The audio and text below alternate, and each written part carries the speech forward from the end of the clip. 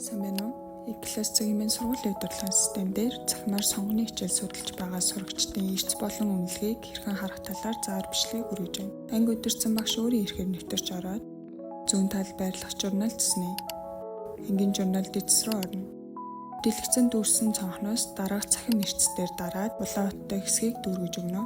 Ангиа сонгоод удирлаа сонгоод хичээл цэснээс цахимаар сонгон судалж буй бүх хичээлийг харах уу, аль нэг хичээлийг харах уу гэдгээс сонголтоо хийнэ. 7 хоног цэснээс аль 7 хоногийн эрсцийг харахаа сонгоно.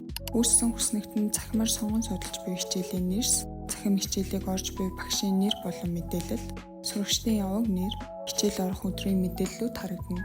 Цахим үнэлгээ цонх руу ороход үүссэн дэлгэснээс ангиа сонгоод сурагчдын үнэлгээг харах боломжтой. Мөн ESS үнэлгээг татаж болно. Хэрв цахим сонгоны хичээл зааж байгаа багш сурагчдын эрс болон үнэлгээг илгээгээгүй бол ангийн багш цахим ангийн багштай холбогдож дүн болон эрсийн мэдээллийг авна.